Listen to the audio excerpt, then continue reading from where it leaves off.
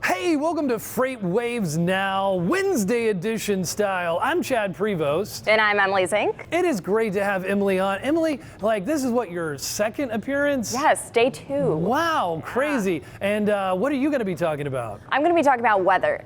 It's snowing in May. It's almost Memorial Day and there is snow. It's crazy. The weather outside is a little frightful. You know, you are from Omaha, moving here to Chattanooga. What's the weather like in Omaha right now? Oh, yesterday it was 50 and rainy. I bragged to everyone how it was beautiful and sunny here in Chattanooga. So it is kind of wild all over the country right now. So Nick will be talking about that in just a bit, but I know you got some stuff to talk. You're talking tariffs, talking a lot of stuff with Kevin. Yes, Kevin, king of the hill, making a sighting, and also Mike Intermodal O'Brien. We've got all kinds of cooks in the kitchen today, and let's get started. Okay. Hey, what is happening, Kevin? Great to have you on. Great to be on, Chad. Thanks. So what do you have up your sleeve, man? We have the business inventory to sales ratio here. Ooh. So we have new data out, and this gauges inventory turnover on an annual basis, right? So you see where inventories are high. It takes a while to work through those, and as they fall, it means that sales picking up, inventories in these warehouses. Exactly right. Okay. So in 2008, we had a dip, so we were working through inventories. It was a hot market, and then Q4 of 2018, we saw a rise in inventories again, probably front loading coming in to beat the tariffs. Yeah. And over the last couple months, our sources have told us as well that inventories are coming out of the LA market, right? And we can see this pattern if we look at OTVI, or the volumes coming out of LAX, out of that market. So on the next slide here. So is this a good thing that the sales are going down, or well, sales the are inventory actually going up? The sales are going up and the inventory is going down. So the lower the number, the more velocity and turns on inventory. Okay, right? yes. So that's a good thing. We Right. want the low number. We don't want the high number. Right, like your ERA or your golf score. Exactly right. Okay. Perfect example, Okay. right? Yes. So we see volumes going up. You know, most of the country is pretty flat throughout 2019 so far compared to 2018, but the LA market has risen about 38% until very recently there. We had a little bump lately, but it's up about 38%, and that's working through those inventories. Okay. Right? And we can see that on the next slide. We'll mix in Chicago and Savannah. And you can see those volumes are really flat, right? And compared to LA, where it's shooting up about 40%. Wow, working it's through off those, the chart, literally. Off the chart, yeah, exactly. So it's working those inventories down, but over the next couple months, we'll see about front loading and what that'll do to inventory. Are we going to build up inventories again? Or not? Can you give me a big question. So this is an economic thing we're looking at. We're looking at like how fast are sales happening per these like overloaded warehouses, right? What's this signaling to us economically wise? So economically wise, as the warehouses, the inventory levels in the warehouses, especially on the West Coast, work down, that's a good sign, right? Yes. The product's moving into the country, we're working through it, we're selling those on the store shelves. If inventories go up over the next couple of months because of front loading, it means that the warehouse space is going to get tight again, and there is a little space right now. There's a little space, right? Yeah. Maybe not enough space to accommodate everything that's going to be coming in over the next 60, 90 days. So if you have inventories a little bit too high, you start liquidating, start having sales, which is, I guess, good for the consumers. It's good for trucking, right? Because that inventory is going to get pushed out, trucked to stores and local DC centers, that type of thing. Good for trucking, good for the movement of freight, good for the consumers, right? Because 70% of the economy roughly is run from consumer spending, as I understand. Is that correct? I think it is. It's like very about close. 2/3? Yeah, 2/3, 70%, something So in that. do you expect a big pull forward? I know it's hard to predict. I don't mean to put you on the spot. I do. But you do predict it just because 25%, the risk of 25% tariffs.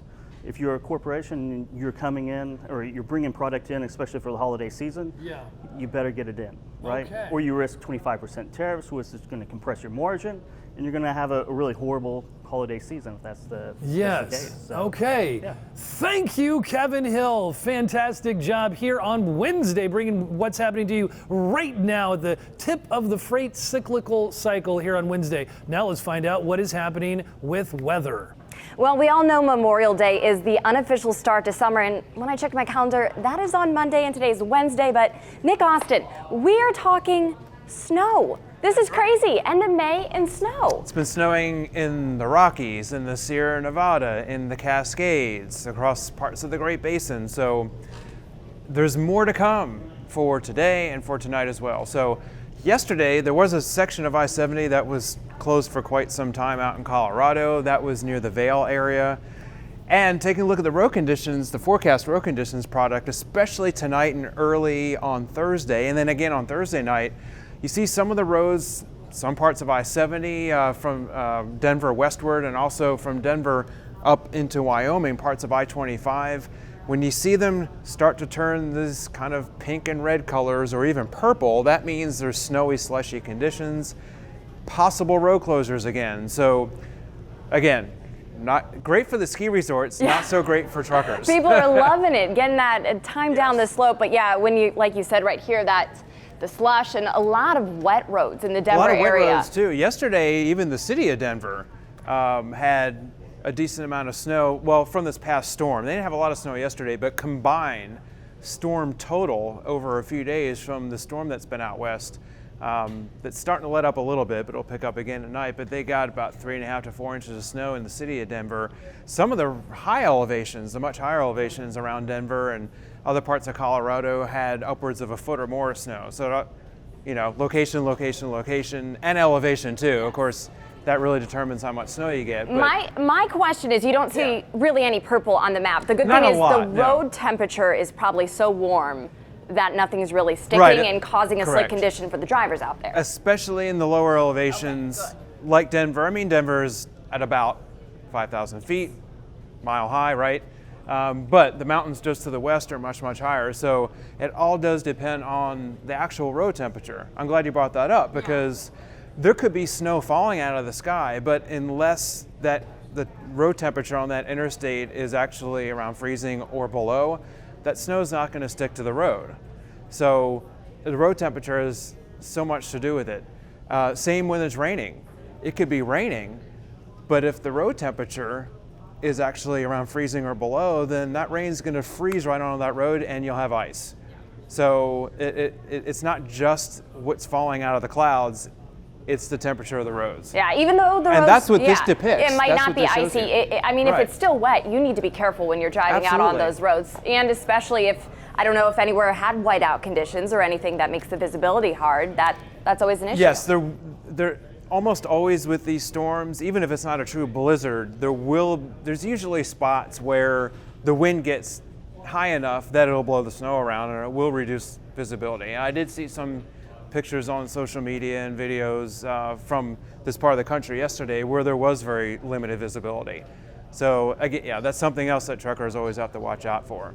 But there's not just snow, we're talking more severe weather. So we'll go to our critical events map, and yes, we're talking at least the potential for more severe weather. Probably not as bad as an outbreak as what, say, happened last night across parts of Missouri. Multiple dozens of tornadoes, winds, And along with the storms, there was really, really bad flash flooding too in near Oklahoma City, Tulsa as well, other parts of the Great Plains and Midwest. So the main focus area today, where there could be some more storms, probably not a lot of tornadoes, but certainly the potential for damaging winds, for hail, a lot of just really intense rain, which of course is bad for drivers out there on the roads.